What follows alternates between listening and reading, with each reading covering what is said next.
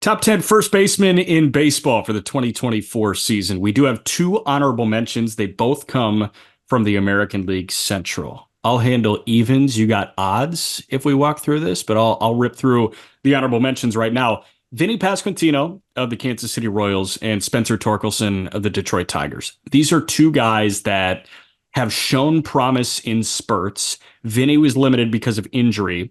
Torkelson was limited because of a weird funk that I couldn't figure out. I don't think you could figure out in 2022. I couldn't figure that out. That talk about breaking my brain. Dude, that was a tough one. I watched him like suck for a week in Toledo. And I was like, how? Like, the swing is too simple to be broken. Like there's no way this guy can be this lost at the plate. And then wouldn't you know, he turns around and has a 30 homer season in the most pitcher friendly ballpark in baseball. Torque is absolutely going to hit at least 25 homers this year. I'd say he's a better bet for 40 for the first time than most other guys in the league. Vinny Pasquantino, I'll leave the floor to you, man, because you think this guy can legit hit 300 probably. I think he can. I think he can do whatever he puts his heart to. It's like what you say to your children. You know, like what your parents say. You can be whatever you want. I think Vinny Pasquantino is that. Like, I legitimately think obviously he's limited as a first baseman, but that's one of my favorite bats going back to, the prospect side of things. He's the reason why I coined besides Ty France, the Ty France effect, because I was so mind blown by Vinny Pasquantino not getting the fanfare as a top prospect that I thought he deserved. And we had him on the top 100 list for a while because I was just like, I know he's a first baseman, but this guy's going to hit. Great approach, good feel to hit, hits the ball really, really hard, and a really smart ball player. I'm willing to bet on this guy I'm willing to bet on both of these guys being in the top 10. I don't know who they bump out. Like, I think Naylor is a good player, but I think by the end of this coming season, both of these guys will be in there. Torkelson, got to see him in that like hot stretch in New York, and it was just a different looking Torkelson. The swing again looked mostly the same. I'm sure it was a small feel adjustment or a small little approach adjustment for him, but it was the first time that I'd seen Torkelson, Jack, and I know you can relate to this, and I had the feeling that I had when I saw him on the Cape, which was, I'm afraid to pitch to this guy. And I hadn't seen that with Torque, really, not even in the minors through a lot of stretches. Like, he was good, but like on the Cape, it was, holy crap, how do I get this guy out? Anywhere around the zone, it's going to get crushed. And when I saw him in New York, he was on that torrid stretch. He went deep twice, and it was that same feeling of like, he had this confidence that no matter where you put it, he was either going to foul it off and he was going to make you come into him and he was going to take you deep, and he went the other way and crushed one. How long was he on the Cape in 19? Because I saw him pre-Team USA in 2018 and then post-Team USA in 2018. I saw him, he was only a handful of games. Yeah. It was only, but I just, even talking to the pitchers before, it's like, yeah, what's your game plan? They're like, whatever. I don't know. Yeah, walk him. Throw it and see what happens. Like, yeah. It was funny because we were at Chatham. He played with Chatham at 18, and he created a sound off a wood bat that I had never heard before live, like ever, because it's, it's a very...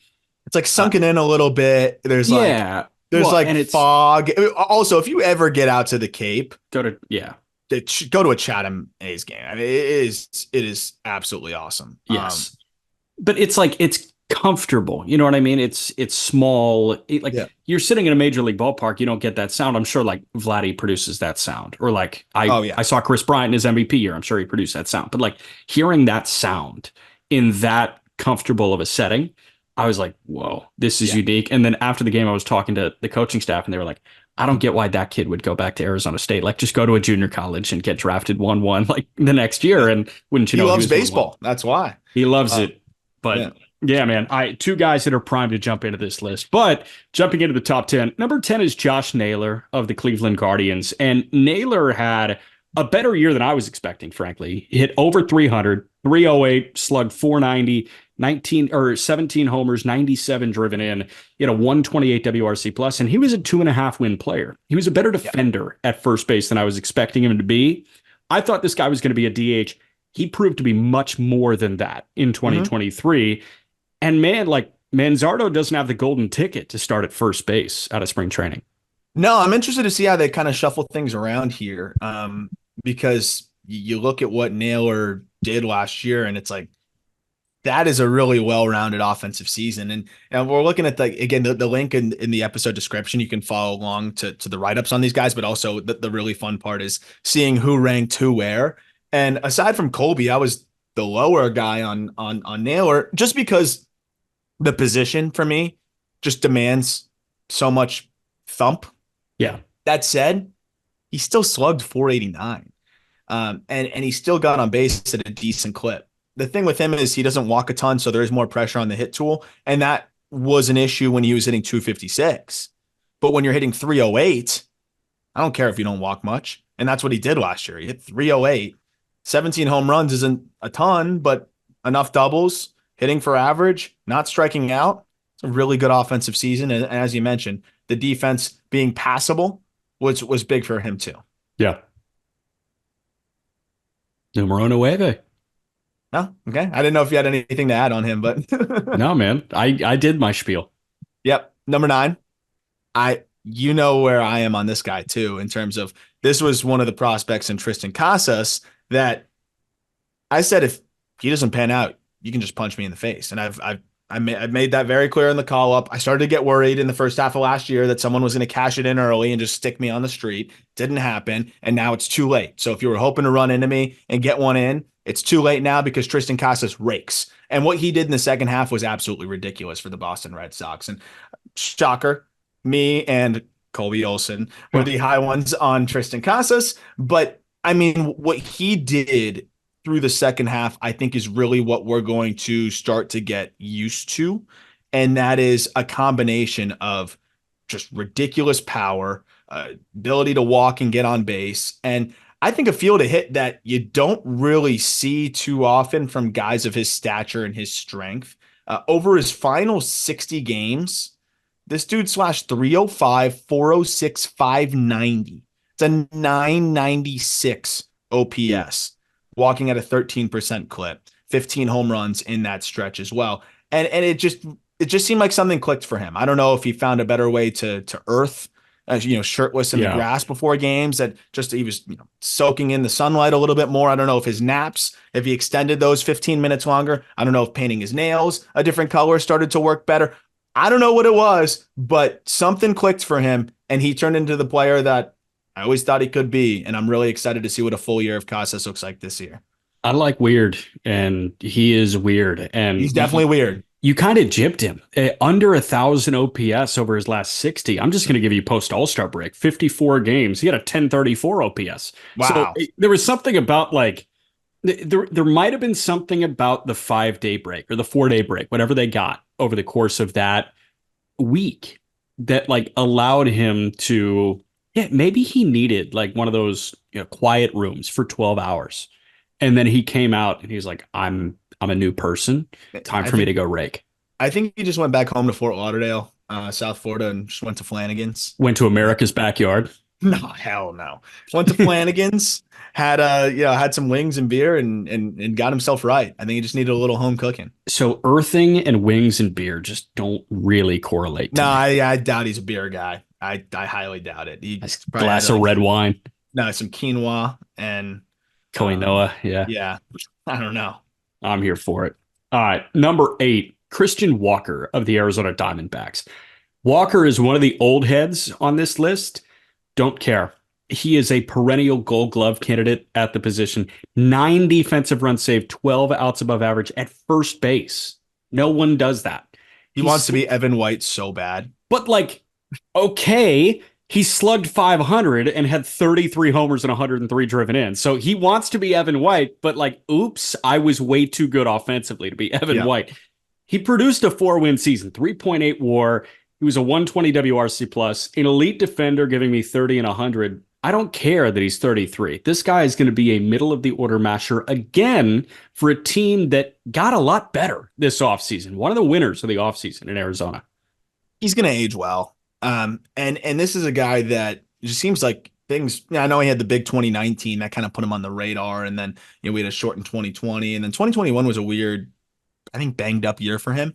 But something really clicked for him in 22, and then just repeating that in 23, I think really solidified him. Just doing it back-to-back years really solidified him as one of the top 10 first basemen in the game. And yes, I don't really prioritize first base defense, but there's a handful of guys that'll give you at this position 30, 30 and 100 or somewhere around that range. And then if you are a fantastic defender, that's really going to help you, kind of get over the top or separate yourself. I went with Casas over Walker just because I think Casas is going to have the bigger year this coming season, but Walker is definitely the safer choice, right? If you had to say like one has to give you a 4-win season this year, Walker's going to be the safer choice because Casas' defense is a work in progress too. But I think if it all clicks for Casas, I mean, we just said he had 1,000 OPS in the second half. Walker's a little capped offensively, and I hate saying capped when it's 30 and 100, but like what you saw in 22 and 23, I think is what you're going to get, and for better and for worse, right? Like, I don't think it's going to be worse than that, which is great. And this is mostly a good thing, but I think there's a world where Casas can be one of the better power bats in the American League. And that's where he just got the edge. But I also totally understand that 2 full years now, back to back of 30 home runs, elite defense, and 4-win seasons at first base gives him the edge. I totally get that too. Yeah. I just realized that I went like entirely chalk. I had like, because we do composite rankings, we do an average ranking of the 6 of us, and I had every guy slotted appropriately. So I aced this list. Yeah, I think you're a rule follower. Man, clap for me. You just did what everybody else did and just followed along. Just fucking give us number 7. Thank you for Paul Goldschmidt, number 7. Jack had him ranked at number 7. I had him a little bit higher because I think this guy, talk about old heads, he's 36. This guy's going to keep aging like fine wine too. Like I just don't have much concern about him. Is he going to have a 7-win season again? Probably not. The fact that he had a 7-win season in 2022 is absolutely insane. But I also think he's better than he was last year. I think it was just a little bit of the contagion that was what's the word that you would describe? What would be the word that you describe the St. Louis Cardinals as last year? Anemic. Yeah, anemia of the St. Louis Cardinals. Yeah, I think it just kind of spread, right? Arenado, both of these guys were difficult to rank, but I think Goldie ended up still having a better year. 122 WRC plus, 25 home runs, in a down year, in almost a 4-win season. Like, sign me up for that. He's 35, and you could take this as a signal of decline. And I'm curious, Jack, do you take it as a signal of decline? Because his average exit velocity went up 0.6 miles per hour, which was actually 0.1 above his career average. The max is pretty much right around where it's always been. I don't like to look at that much, but that's where it was. His same number of barrels, barrel rate roughly the same, hard hit rate roughly the same. To me, I know I kind of answered the question I just asked you, but do you have any semblance of concern about decline? Because I think I at least negated the surefire answer that he's declining, but you could say that there might be some decline baked in there. No, I don't have any concern because he still looks like Paul Bunyan. He is the one person in baseball that I'd say would dress up as Paul Bunyan and win best costume at a Halloween party. His forearms, even on TV, are a sight to behold. Yeah. As soon as that guy stops looking like a physical specimen, I'll be like, okay, yeah, maybe I see the decline coming. But the reality is he probably takes better care of his body than anybody in baseball. And the fact that he is still producing 4-win seasons at 35 years old, he's going to figure out a way to produce a 4-win season. He's done this for 10 years. Yep. And he's not a Hall of Famer right now. I do think this guy is a Hall of Very Good candidate. And I think he is a Hall of Very Good guy if he retires in 2 years. I'm going to make my case in a couple of years for Paul Goldschmidt to be a Hall of Famer because I think he's going to be that next wave of recalibrate your cumulative stats. No one's going to cumulatively make these numbers happen that we're expecting. That said, he still needs 2-3 more years of, I think of legitimate production to get him, closer to the 2,400 hit plateau. He'd be over 400 home runs, presumably after 3 more solid years. Yeah. I think once he gets there with the MVP under his belt, Gold Gloves, he's sneakily going to probably steal close to 200 bases too. I think you could make a case. But as of now, yeah, he's on the outside looking in. Other thing that fascinated me, 35 years old, this guy had 687 plate appearances. He did not take breaks. That was top 20 in all of baseball. I love it. Number 6 is Vladdy Jr. Vladimir Guerrero Jr. of the Toronto Blue Jays. He's still 24 years old. He's going to turn 25 years old in March. Okay, bad year. What does a bad year look like for Vladimir Guerrero Jr.? A 118 WRC plus, hit 265, 26 homers, 94 driven in. Terrible defense. He's on the cover of a video game. Question: what does 2024 look like for Vladdy Jr.? Loaded question. Well, based on our rankings here, it would presumably be a 140 WRC plus, right? Because again, let's peel back the curtain for those who aren't following along in the article. Shocker of all shockers, Peter had Vladimir Guerrero Jr. the lowest. There's so much bias there. We have to ignore that. Of course there is. Of course. Note Leo and Colby had him at 4 too. Like we kind of sprayed him across the board. But well, just to be clear here, I don't give a shit about Peter's bet. I had him 7th. Peter had him 8th. So look, and Peter does at least provide very fair thought as to why he has him 8th. It's not like he ranked him 12th. And honestly, when you look at it, we're trying to figure out what he's going to do in 2024. You just asked that question. I asked the question. The Blue Jays asked the question. Vlad Guerrero Sr. probably asked the same question. Vlad Guerrero Jr. might be asking the same question. It's bizarre because it one side of it, this guy's younger than Joey Ortiz. Like he was going to get his first, real opportunity as a rookie with the Brewers this coming year. Yeah. But on the other side of it, it's like, okay, the age thing's semi-irrelevant to me because at this point, you've had over almost 3,000 big league plate appearances. So like, it's not a youthful, let's figure out what was going on and I'm just going to continue to mature and get better. Like this guy was a Triple Crown threat in 21. If it wasn't for Shohei Ohtani, he's winning the MVP, right? So right. How do you get away from that?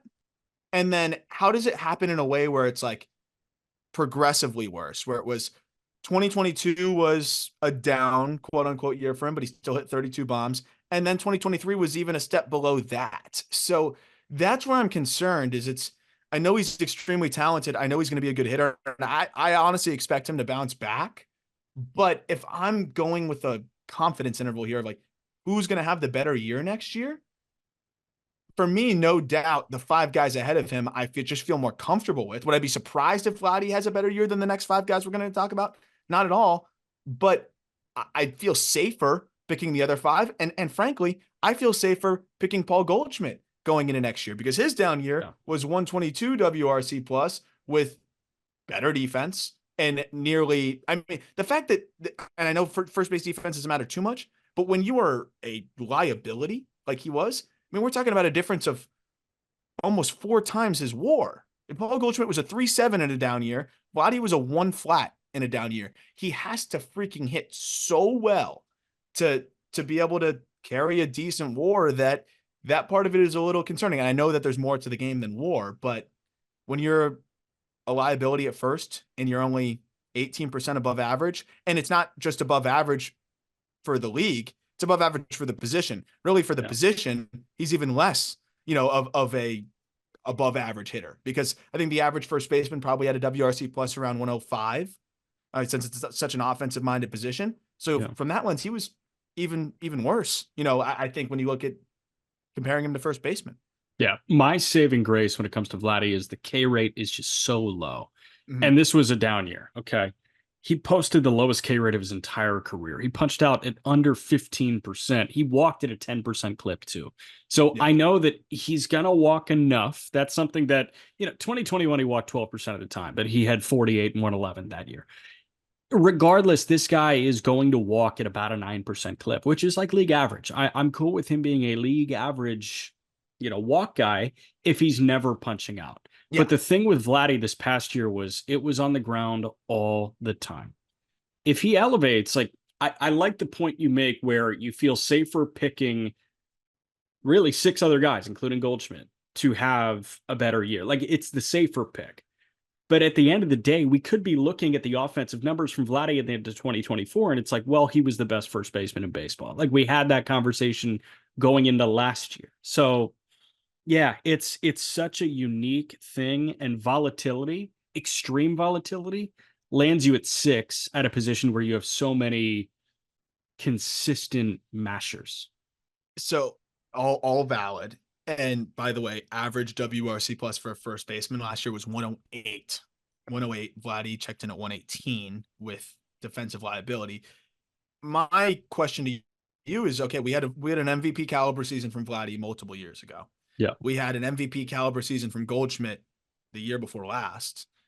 You can cite Goldschmidt aging, but we just talked about how we don't think that, it's going to be anything like, I think a steady decline from what we saw. Like, I think he's going to bounce back from last year. So if Goldie's going to bounce back and he's been better over the last 2 years and his down year was better than Vladdy's, how is Vladdy ahead of Goldie? That was where I had it the other direction. But I would assume that, Leo and Colby, who had him at 4, and even you and Fink, who had him at 6, felt as though you run 1,000 simulations. There's going to be more of them, given where Vladdy's at in his career and where Goldschmidt's at in his career, that there's going to be at least a handful of simulations here where Vlad Guerrero Jr.'s, Triple Crown threat again. And I don't know if Goldschmidt's quite going to replicate that MVP season that we saw a year ago or 2 years ago. But I think Vlad Guerrero Jr. has a little bit more upside, considering just how young he is, how hard he hits the ball, and what we've seen him do already at age 25. It's just a weird one to me because he's so volatile for such a non-volatile hitter. I would have never thought that we'd be talking about Vlad Guerrero Jr., the volatile hitter. Right. I think that's probably why I had him at 6, and I assume that's why Leo and Colby had him at 4, because you can dream on a higher ceiling, I guess, in 2024 than Paul Goldschmidt's ceiling will be. So I guess that's kind of where I'm at. It's like, okay, I bet on a bounce back at least.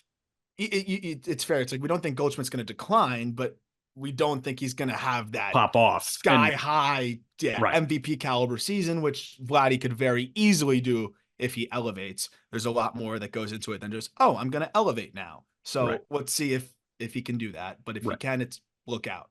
Yeah. Number 5. This guy to me was a slam dunk. And I was, you were with it. Of course, you were the same as, I got to remember, if it's whatever the number is, that's what you had. You were chalk across the board.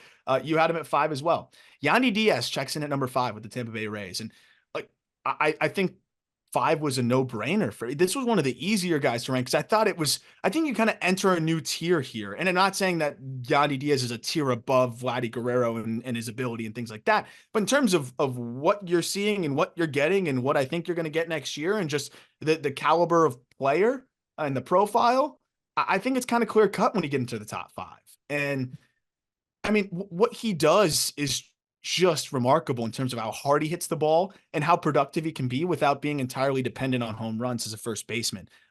He hit 330 last year, 330, 410, 522 with 22 home runs, a 4.7 F4 and a 164 WRC plus. This guy hits the living crap out of the ball. Like, I don't think people realize how hard Yandy Diaz hits the ball because of the fact that he doesn't hit 40 home runs or whatever it may be.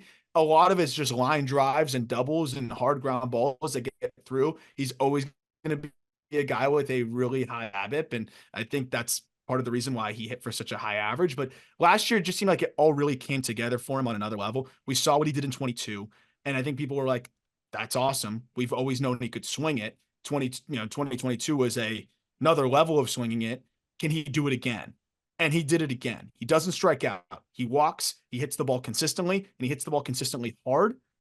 I feel very good that this guy's going to be kind of what you see. Like, he's going to hit the way that we have seen him hit, and I don't think he's going to slow down anytime soon. So Savant just added EV50, which is sort of kind of 50th percentile exit velocity? Yeah. It's an average of the hardest 50% of his batted ball. So it takes out all the little dinkers and all that. Yandy Diaz was 10th in all of baseball. He was right behind Yordan Alvarez. So his 50th percentile EV was at 104.3 miles an hour. That is right behind Olson, Alvarez, Devers, and Juan Soto. That's just ahead of Mike Trout, Vladdy Jr., Julio Rodriguez, Bryce Harper. He's elite. He's top 10 in baseball at hitting the ball really freaking hard. It looks like doubles. It doesn't look like 40 homers like Yordan Alvarez and Aaron Judge. And frankly, that's okay, especially when you are an average defender at first base and you walk with the best of them. 330 and you're hitting the ball as hard as Juan Soto. Damn. Yeah, that's the crazy thing is again, like, he's not going to hit you 40 bombs. He has the power to hit 40 bombs, but he said I'd rather hit for average, and I'll still hit my bombs. I'll still hit my homers. And it's just a rare combination, I think, of contact rate and power that you're just not going to find too often. And I think that's part of what makes him, so special. It's funny. I'm even sorting it on my end. You know how much I love 90th percentile exit velocity, especially Yeah. with prospects. But you look at it with Yandy Diaz. I just wanted to see like a graph of, the x-axis and y-axis being, 90th percentile exit velocity, contact rate, right? That's like, you do both of those things really well, you're going to be a very damn good hitter. And when you look at what, Juan Soto does versus what Yandy Diaz does, it's more similar than people would think in terms of the batted ball data and where they line up on the contact rate in the 90th percentile exit velocity range there, which is just a testament to how good of a hitter he is. It's funny how it kind of took him a little bit longer to finally settle in and have it all click. And of course, it's the Rays that identify him and have him just kind of put it all together. But when you look across the board, man, like, I'm trying to see players that have a 90th percentile exit velocity higher than him and a contact rate higher than him. He's kind of in his own area on the graph, which is pretty awesome to see. Like, Juan Soto's 90th percentile exit velocity was 108.5 miles per hour with an overall contact rate of 79%.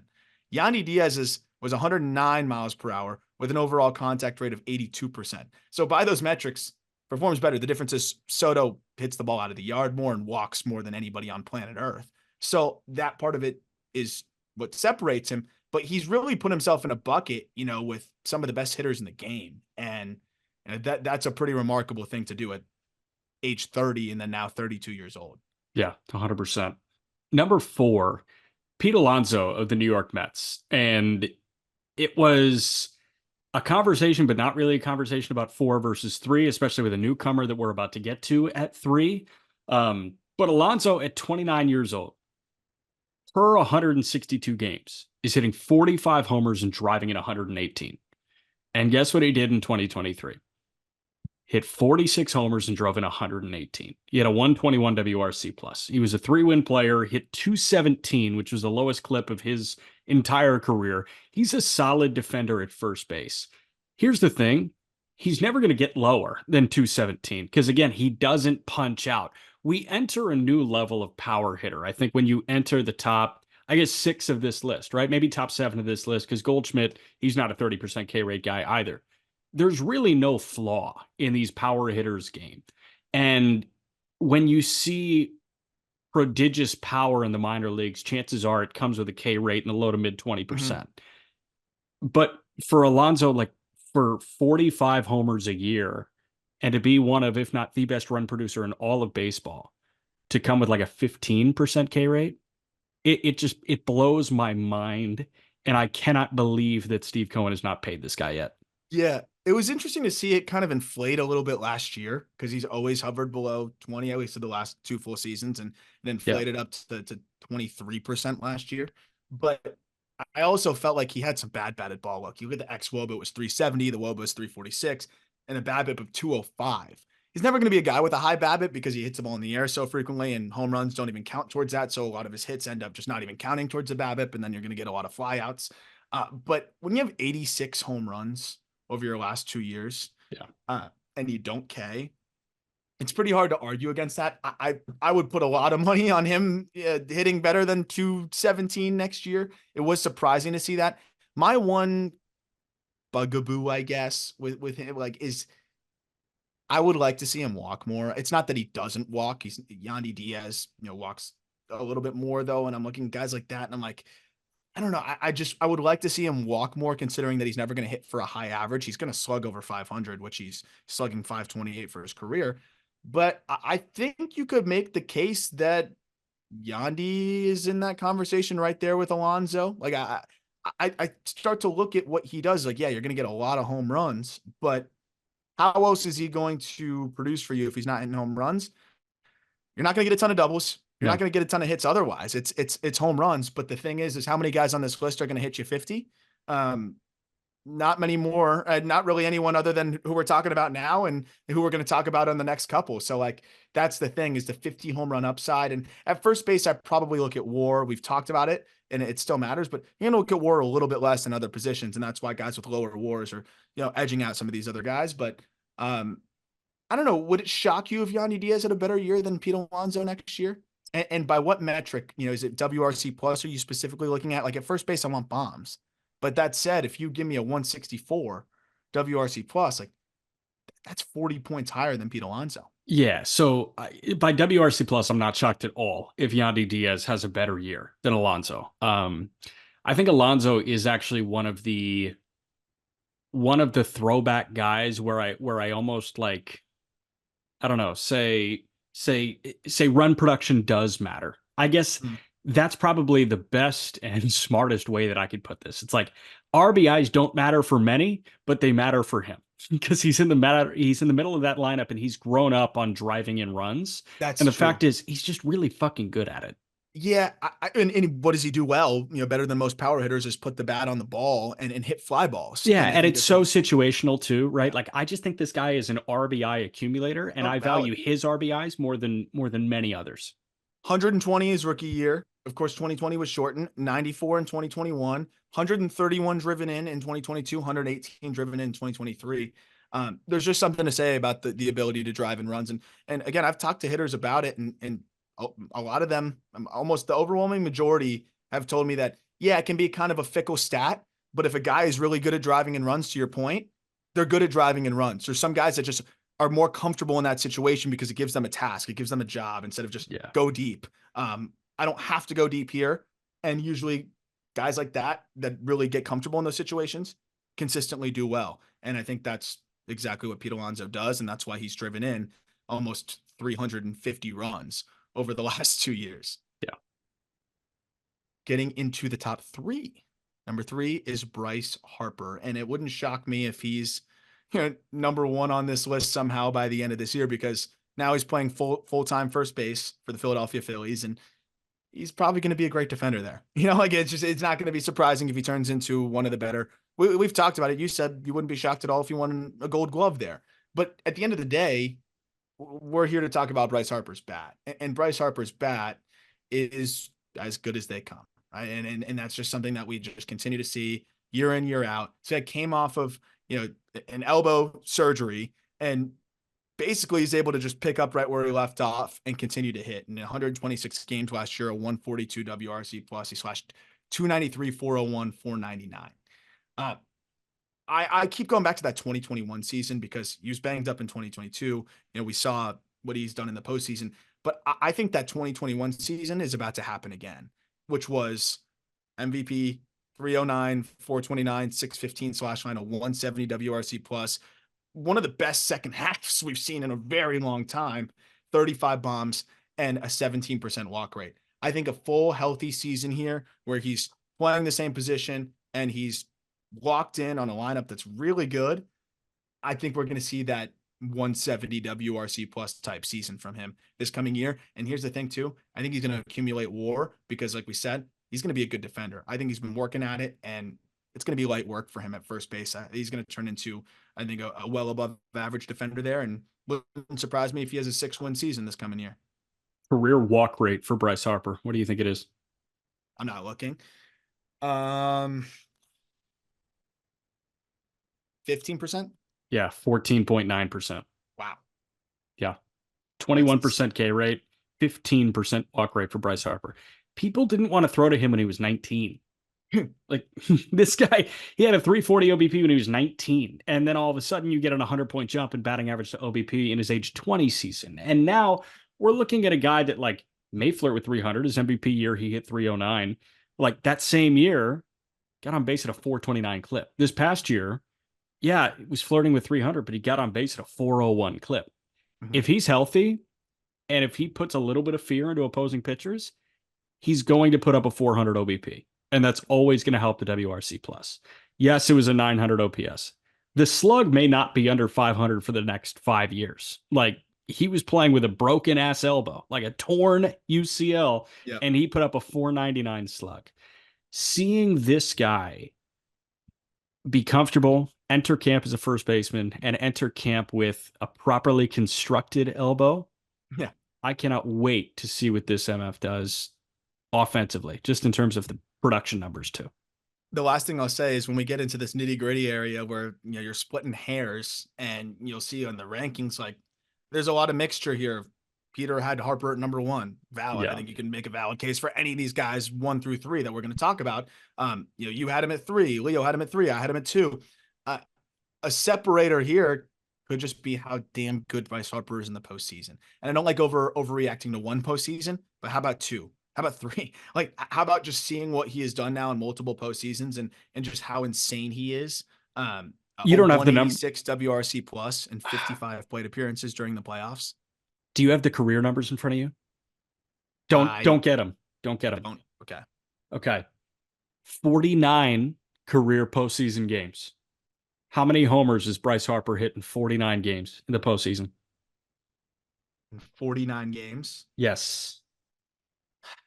I'm going to say 12. 16. What? I thought I overshot it. Nope. OPS in 49 postseason games. Well, now I think it's going to be way up there. 1150? No, at 996. It's no fun anymore when you doesn't it always suck when someone overshoots it, just makes it lame automatically. But like 40, but I thought I did it with the homers. I didn't overshoot the homers. No, like 49 games, 16 homers, and a 996 OPS. That's the only reason why I said 1100 is because what's the home run pace there? That's even just round numbers. So let's say a third of the season, 16, 32. It's a 48 home run pace. 162 divided by 49 is 3.3 times 16. 53 homers. Yeah, that's disgusting. That's gross. So that's what we got going, man. Attaboy Harper. Attaboy Harper. Number 2 is Matt Olson of the Atlanta Braves. And this was one where, again, it's sprayed. I had him at 2. You and Peter had him at 3. Leo Morgenstern had him at 1. Finkelstein had him at 2. He is a good defender at first base. For some reason, outs above average doesn't like him. 8 defensive runs saved. At the end of the day, this guy slugged over 600 last year. And, loaded lineup, a lot of protection. It's really hard to poke a hole in 54 bombs and 139 driven in and a 6.7 win season with a 160 WRC plus. That's my thing. Like, age aside, I don't really care. Olson turns 30 in March. Harper's 31. Like that's no differentiator. For me, Olson logged 720 plate appearances. This guy was on the field all the time. He's been on the field the entirety of his career. He is as much of an Iron Man as it feels like Marcus Semien and Freddie Freeman are. Mm-hmm. And the bat, we were expecting something crazy when he came over from Oakland because this guy had a 40 homer season in Oakland. He comes over to Atlanta, takes a year to get his feet wet, and now that his feet are like totally under him, 54 homers in a loaded lineup. Yeah, I'm glad you brought up that point about what we were expecting out of Oakland. I'm like, oh my God, get him out of there. Now he's going to be insane. He's going to hit 50. And it didn't happen right away. There was a lot of moving parts to new environment, going back to where he grew up, the whole Freddie Freeman saga, new clubhouse, so many variables there. But he still had a good year, right? He's still a 3-win player. He still had a 120 WRC plus. He still drove in 100. He still had 34 home runs in 22. But I'm glad you brought up the change in environment and the 2021 season, though, in Oakland, his final year there, because I would love to be that asshole who just sits at his chair and just looks at a really good season and says, got to see him do it again. Yeah. It's like, no, we don't, because he did it in Oakland. I think that the 2021 season in Oakland was probably almost identical to the caliber of performance of what his season was in 23, I think, because he was in a worse lineup. He was in an environment that is really hard to hit in. And I think that was pretty much just getting right back to what he was becoming in 21, the buffer year in 22. But I imagine if you took his 21 season and put it in Truist in the Braves lineup, he probably puts up similar numbers back then too. So it was cool to see it all come together. It's cool to see him really just continue to cut down the K rate. I know he did that big time in 21, but still Yeah. just to keep it at 23%, walked at the highest clip of his career, 14.4%. You mentioned the defense, 139 driven in that lineup is absolutely absurd. Um, he's just a special power bat who you mentioned gives you some value with the glove and just almost produced a 7-win season. I think he's going to do something close to it again, too. I think he's going to be that 21 and 23 version of himself that we've seen, where it's going to be 5 to 6 wins, and he's going to just continue to play ball. He's a really, really good power hitter, man. I still can't believe the Braves got him for what they got him for. And I mean, Yeah. the guy slugged 600. Right. Slugged 600. That's all you got to say. The only way that I think you can even start to apples his 2021 to 2023's WRC plus, and he was 13 points better in that department in 23. He had a 160 this past year. In 2021, he had a 147. Yeah. I think Harper can be sexier. That was a really hard thing for me to juggle. I was like, who's two? Is it Harper? Is it Olson? Is it Harper? Is it Olson? I'm going to have more fun watching Harper. I know that. Mhm. He's a more exciting player. He's going to sell way more jerseys. I can absolutely close my eyes and at the end of the 24 season see a higher WAR number for Olson than Harper. Well, and I know Harper's had some, extenuating circumstances when it comes to just like these injuries and has played through them and come back quicker than most. And I don't think he's an injury liability No. moving forward. But you got to reward the guy that's played 162 games 2 consecutive years. Right. And then even the year before that, 156. And he's played 162 3 times now in his career. So like when we're splitting hairs, yeah, you can give Harper credit for the postseason. You got to give Olson credit for being available. Right. Like that is a really important aspect to this, especially at first base when all we want is for you to hit. I don't need you to play a good shortstop. I need you to be in the lineup and mash. And that's exactly what he did. And it wasn't like he was DHing days either. He didn't DH once the whole year. Played first every single game. So that's got to be rewarded in the rankings.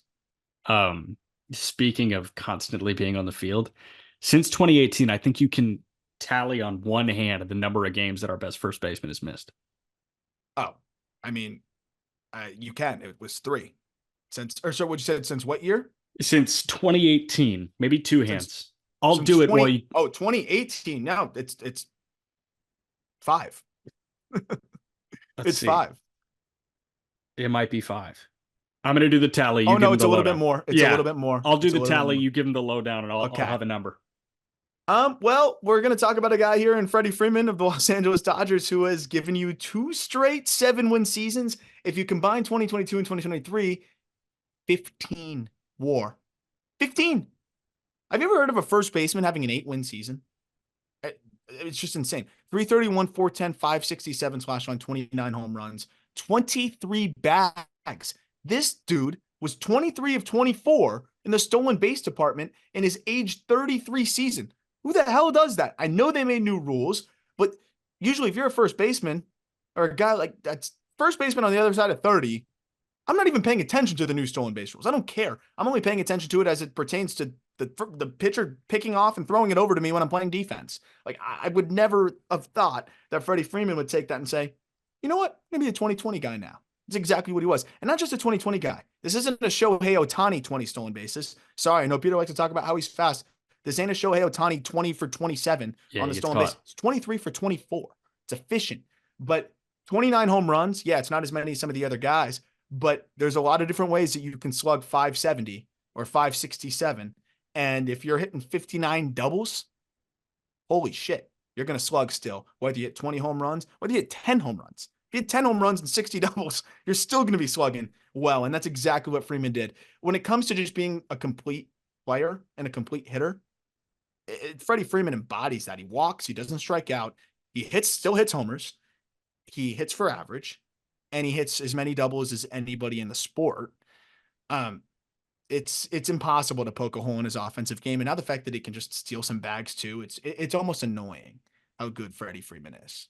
He has missed 11 games in the last 6 years. 11. He's never missed more than 4 in the last 6 years.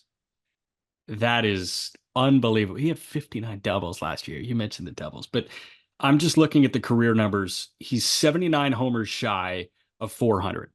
he'll get to 400 before his career's over. He is, let's see, he might do this before the All-Star break. He's 27 doubles away from 500 career doubles. He'll do that. He is 886 hits away from 3,000. That's a tough one. If there's I anybody, think he gets there. if there's anybody that's going to get there playing baseball right now, I do think it's Freddie Freeman. I mean, he just hit he just had the most hits of his career. 211 on the heels of 199 the year before that.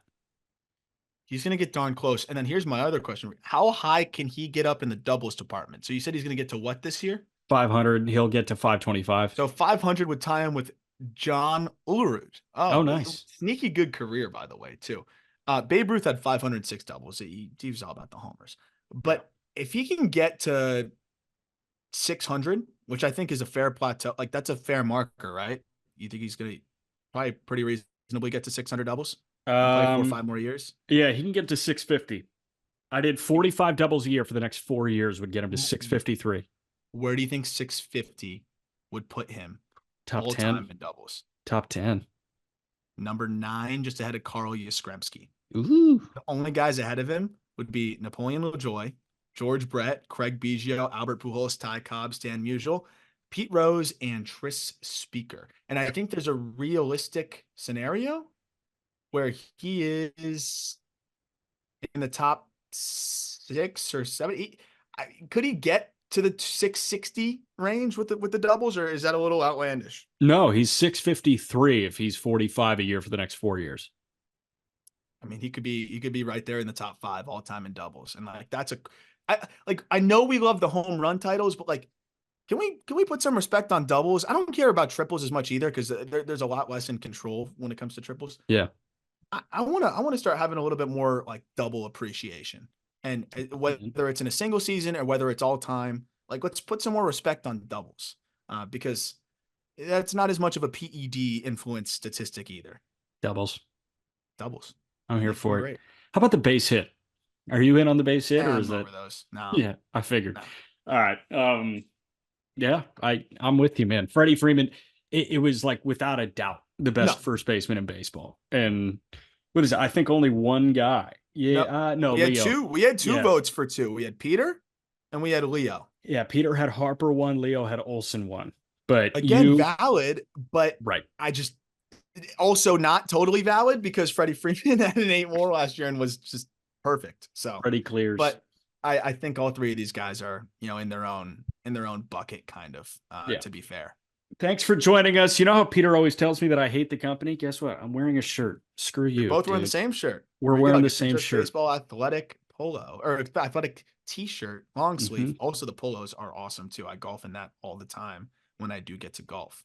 Get anything. Go get a windbreaker. Go get a flag. We have flags. Windbreaker also underrated. Yeah, it's crazy. We got flags too. We got everything. I don't know. Deck out your college dorm room, whatever. Go check out the site. Awesome stuff on the site as always. Leo did a great job writing up the first baseman article.